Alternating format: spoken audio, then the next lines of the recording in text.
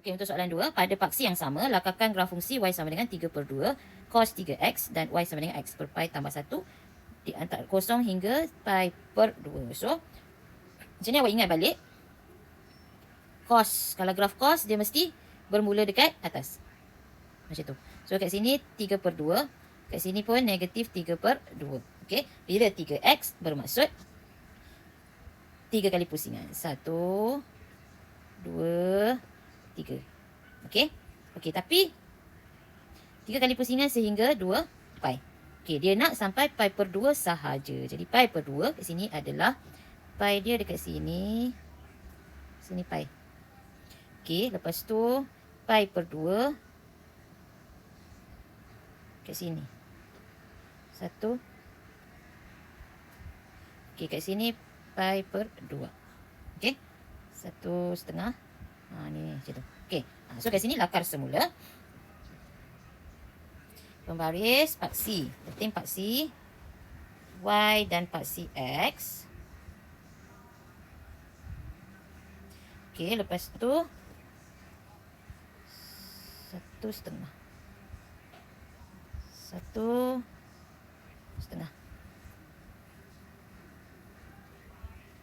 Okey, betulkan balik sikit.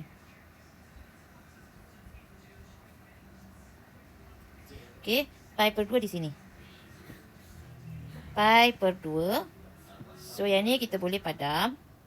Sebab dia nak sampai pi per 2 je. Okey. Paksi x dia. Paksi y. Okey, dia mula dengan 3/2. Kat sini kosong. Yang ini adalah negatif 3/2. Okey. Faham So, selesai. Yang biru tu adalah graf y sama dengan 3/2 cos 3x. Okey, seterusnya kita buat pula y sama dengan x per pi tambah 1. Yang ni awak buat.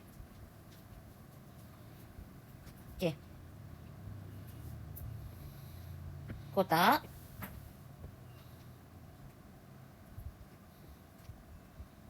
X, Y. Okey, X, Y. Kemudian, kalau X kosong, Y dia adalah 1. Kalau X-nya adalah pi per 2, pi per 2 darab 1 per pi tambah 1. So, dapat 1/2 tambah 1 dapat 3/2. So, sini 3/2. Jadi, plotkan dekat sini. 0, 1. Sini, 1. Okey, pi per 2, 3/2. Situ. Sini adalah pi per 2, 3/2. Okey, ambil pembaris. Gariskan.